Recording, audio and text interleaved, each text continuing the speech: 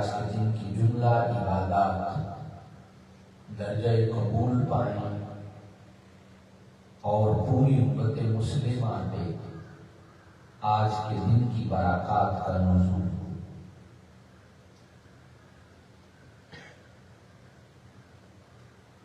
چونکہ ہم نے سلسلہ وار گفتگو کا آغاز کیا کہ علم جدید کو بھی در مصطفیٰ سے نسبت ہے۔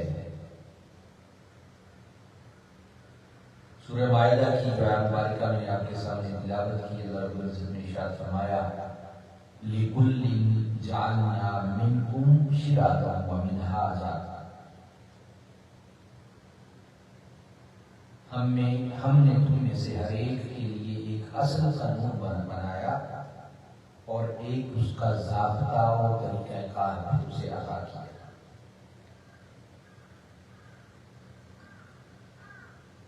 جملہ فقہا انہوں نے جملہ قوانین اور اصول، اس کا استخراج، اس کا استنباط اصل قرآن ہی سے کیا اور قرآن مجید اپنے علوم میں وہ جامعیت رکھتا ہے کہ کوئی دنیا کا مفید علم ایسا نہیں ہے جس کا سرچشمہ قرآن نہ ہو۔ قاضی ابوبکر بن عربی اپنی کتاب قانون تعویل میں ابتدائی طور پر یہ درج کرتے ہیں کہ قرآنی علوم کی تعداد 77,450 ہے اور یہی تعداد قرآن مجید کے کلمات کی ہے، اور اس سے یہ حقیقت واضح ہو گئی کہ الحمد سے لے کر والناس تک قرآن مجید میں استعمال ہونے والا ہر کلمہ دراصل اپنے اندر ایک مستقل علم اور اس کا فن رکھتا ہے۔ گویا ہر قرآنی حرف سے کوئی نہ کوئی علم یا فن جنم لے رہا ہے۔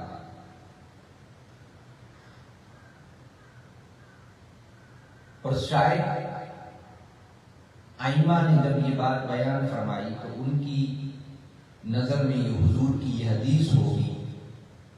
جسے حضرت عبداللہ ابن مسعود رضی اللہ تعالیٰ عنہ روایت کرتے ہیں کہ قرآن کے ہر حرف کا ایک ظاہر ہے اور ایک باطن ہے، پھر ہر ظاہر و باطن کے لیے ایک حد آغاز ہے، اس کی ابتدا ہے اور پھر اس کا ایک اختتام ہے،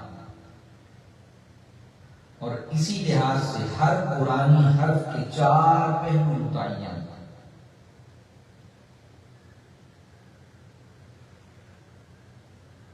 اسی طرح قاضی ابوبکر بن عربی اپنی کتاب کے اندر علوم کی تعداد بیان کرتے ہوئے کہ دراصل قرآنی علوم کی تعداد کو اگر اس نظر سے دیکھا جائے تو اس اعتبار سے قرآنی علوم کو اگر 4 کے اس حرف سے 4 سے ضرب دی جائے تو اس کی تعداد 3,98,100 بنتی ہے۔ یہ ایک اللہ والے، ایک نیک بندے اور ایک عالم دین کی وسعت نظری ہے۔ اور امام راضی فرماتے ہیں کہ صرف تعوذ اور تسمیہ اعوذ باللہ من الشیطان الرجیم اور بسم اللہ الرحمن الرحیم میں ہی لاکھوں مسائل کا بیان موجود ہے۔ تو باقی یعنی صرف تعوذ اور بسم اللہ کے اندر ہی لاکھوں مسائل کا بیان موجود ہے۔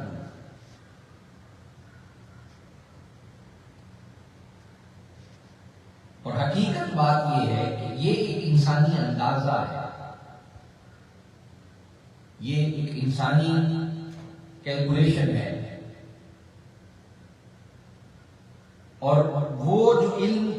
پاس آیا،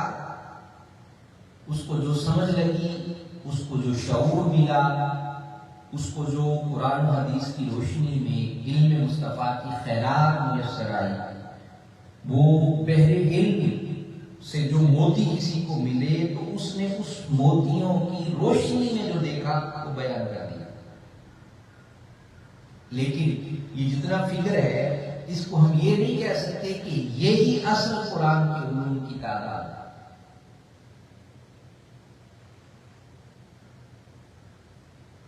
ایسے اقوال یا تو ان اکابر کی تحقیقات ہیں یا ان کے ذاتی انکشافات ہیں۔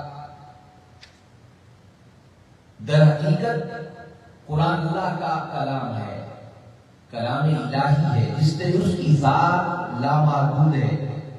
اسی طرح اس کے کلام کے اندر اس کی وسعت، اس کے علوم کی تعداد بھی لامحدود۔ اب کوئی علم ہو، اب یہ بات کہنا مناسب اور انڈرسٹینڈیبل ہے، اور اس سبجیکٹ کے ساتھ متعلق ہے کہ کوئی علم ہو یا اس کا فن ہو، کوئی صنعت ہو یا کوئی پیشہ اور تجارت ہو، جدید سائنس ہو یا ٹیکنالوجی ہو، یا اس کے اندر کوئی دریافت ہو اس علم کی، اس ریسرچ کی، اس ٹیکنالوجی کی، یا علوم قدیمہ کی، یا کائنات میں کوئی ایسی شے ماض وجود میں نہیں آئی نہ آ سکتی ہے جس کا ذکر اللہ کے عالم نے کسی نہ کسی انداز میں قرآن مجید میں نہ کر دیا۔ اب یہ جو بات ہم کر رہے ہیں، ہمارا مضمون ہے کہ علم جدید کو بھی خیرات در مصطفیٰ سے ملی، وہ بھی در مصطفیٰ سے پنپا۔ دراصل جو قرآن ہے اور قرآن کے علوم کا اصل احاطہ جس صدر مبارک میں آیا ہے، وہ تاجدار کائنات صلی اللہ علیہ وسلم کی ذات مبارک۔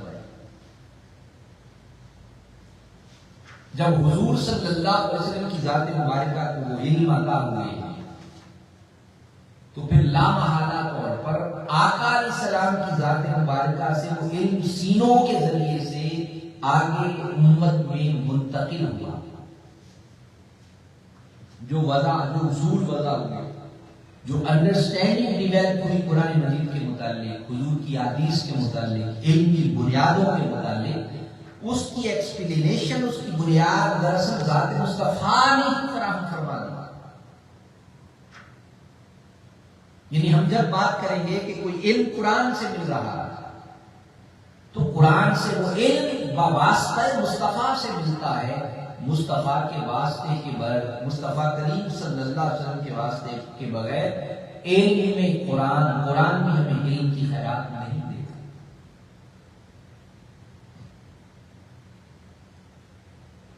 جیسے ایک زمانے تک فلسفے کو ہر علم کی بنیاد سمجھا جاتا رہا، اور جو علم طبیعیات ہے، جو فزکس ہے اور بایولوجی ہے، وہ ابتدا میں فلسفے کا ہی سمجھ کیے جاتے ہیں، اور جو طبعی کائنات ہے، جو یہ مادہ ہے، جو پوری کائنات اور جو یہ کائنات کا وجود ہے، اس سے بحث کرنے والے جو بنیادی علوم ہیں وہ یہی تین علوم۔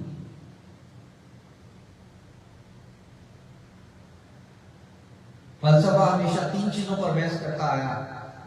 کہ کسی شے کی حقیقت کیا ہے، علم کیا ہے، یہ کیسے ممکن ہوا، اور اس کا اعلیٰ ترین نصب العین کیا ہے۔ گویا فلسفے کی بحث حقیقت، علم اور نصب العین سے۔ اسی طرح جو فزکس کا موضوع ہے، اس کی تحقیق یہ ہے کہ موجودات عالم اور مظاہر طبعی، جو نظر آنے والی چیزیں اور جو وجود ہے، اس کا آغاز کب سے ہوا اور ہوا کیسے، اور ان مظاہر طبعی کی حرکت کی علت کیا ہے، وجہ کیا ہے، اور جو حیاتیات ہے، بایولوجی ہے، اس کا موضوع ہے کہ انسان اور دیگر مظاہر حیات کی اصل کیا ہے، یہ تمام مظاہر حیات کی حرکت اور زندگی کی علت کیا ہے۔ تینوں علوم کا خلاصہ کہ فلسفہ کائنات کی حقیقت، اعلیٰ حسب العین اور اس کی علم کی تلاش میں لگا۔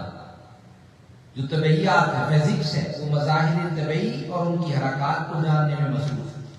جبکہ جو حیاتیات ہے، مظاہر حیاتیات، کہ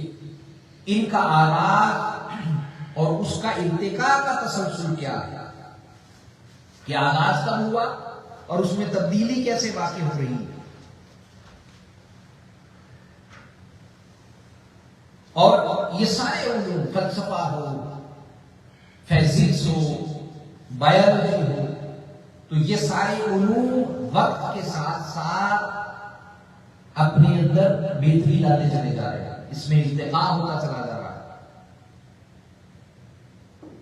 اور قربان جائیے کہ اللہ رب العزت نے اس ہر شے کا جواب قرآن مجید میں خود عطا فرمایا۔ جیسے سورہ علق کے اندر اللہ رب العزت نے یہ حقیقت کھولی، اب انسان جو جدوجہد کر رہا ہے اس علم و فنون کی اس بنیاد پر، اور وہ حتمی اعتبار انسان کو میسر نہیں آیا جو قرآن نے 1400 سال 1500 سال پہلے عطا کر دیا، چونکہ حقیقت سے پردہ قرآن ہی اٹھا سکتا ہے اور صاحب قرآن ہی اٹھا سکتا ہے۔